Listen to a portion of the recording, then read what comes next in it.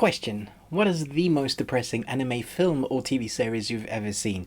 For me, it's Grave of the Fireflies. I own it, but I'll never watch it again, I think.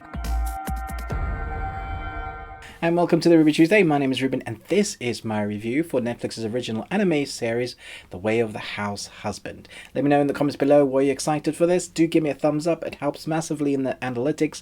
Let's jump into the review. A retired gangster spends his time as a house husband carrying out home chores. When I saw the trailer for this, I was kind of really eagerly anticipating this as one of them, those animes that you keep on your radar, you mark the date on the calendar, and you're like, I'm so looking forward to that one. There's something that it seemed like a really unique premise to me, and I thought, yeah, I'm gonna go for it. I saw a few of the comments and they were kind of negative from the trailer, and I thought, no, this is just a kind of teaser trailer. It's not gonna be like that. It's cool. Don't worry, Netflix has done pretty good when it comes to the original anime. I'm so looking forward to this. And so it's unfortunate that I have to say that there are opposite ends of the scale when it comes to this anime. One, the premise is unique and it's fantastic. The dialogue, the story is quite funny. It's a comedy in its own self. When you see this Yakuza guy with the gruff voice, the voice work is excellent. Very deep voice. His mere presence just as he walks down the street screams Yakuza boss. And when you start finding out about the history about him, you can understand why people just don't believe that he's given up his job or his life as the Yakuza, in the Yakuza, the boss, the headhunter, the enforcer that they know him as. And now he is a house husband, and he's trying to be the best house husband he can be. He wants to be the best cook, the best cleaner. He makes everything. It's like he's taken his whole old life and transposed that into his cleaning, and so everything seems epic in nature. Every kind of movement has a sound effect that goes whoosh, whoosh, whoosh, and that part is a lot of fun. However, on the other scale, and a more important scale, is the animation. And to call it animation, that is almost a lie. It's barely animation. You have a lot of still frames that are moved up and down, the panning left and right. You have those exclamation marks, all those effects with just lines that come out to the left or right hand side, or shaking the filter, or slightly moving the characters, or having the characters' mouths move, or when they're walking, having the sound effect for walking but not actually having the characters walk.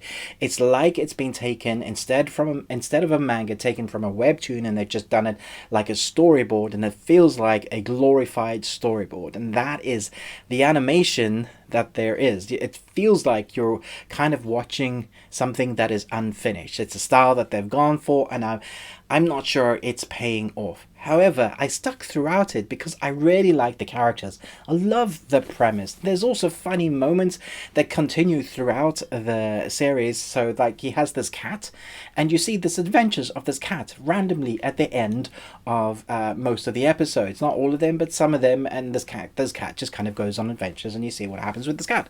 It's random, but it kind of works. It fits into the craziness of the series.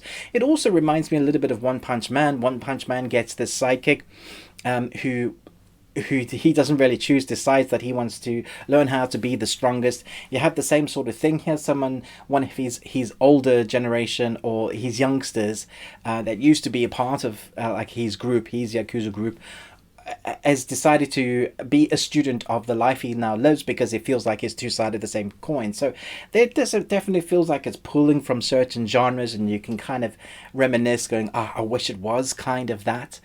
But for the most part, it's a comedy, moving graphic novel that you're seeing on your screen, I guess. It's a moving manga novel that's been colorized.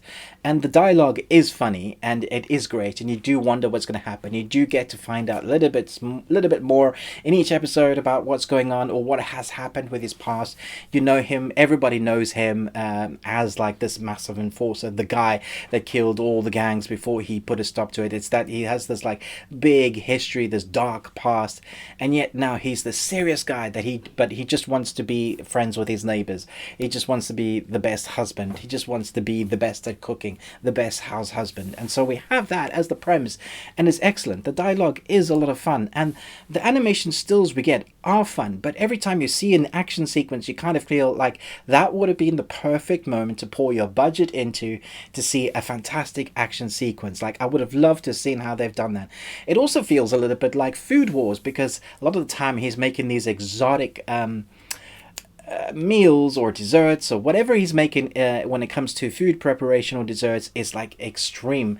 And you see him moving really fast, you have those sound effects going, and then people taste it and they look like they had an orgasm on their face because his food's so amazing. And so it reminded me a little bit of Food Wars. If you've seen Food Wars, it's like a slice of life from an ex-gangster storyline. I just wanted there to be actual animation, actual movement in the story. This is not really an animation adaptation. It's more like a storyboard for a manga that they've voiced and gone, hey, this would be like a perfect thing to pitch to someone for a studio. If you do actually want to see a live action version, there is a live action version, and it's very close to this, almost exactly. It's a lot slower in pacing, but it's pretty similar to the manga and this storyline. So I'm sure you can find. I just did a simple Google search. I found the first episode on there. You can watch it. And so, well, whether you have a VPN or not. So I liked it, and I would love to give it a high score. If it had good animation, I'd probably give it an A, because I think it's a really unique and different type of story. And I think manga lovers of the story will know what I'm talking about if you've read it. But I can't give it a high mark because it doesn't have a lot of animation. It doesn't feel like an anime. It also reminds me a little bit of Scissor 7 in that quirky, weird, wacky way. So I'm going to give it a C, but that's just because of the story, the quirkiness, the kind of gimmicks that it works that way, but it doesn't work when it comes to the animation. So let me know in the comments below. Were you excited for this? Have you seen the trailer? Are you disappointed because it's done that? Or are you going to be fine with that? Let me know once you've seen it, what you think of it. Thanks so much for watching this, but most of all, until next time, remember, live long on Tuesday.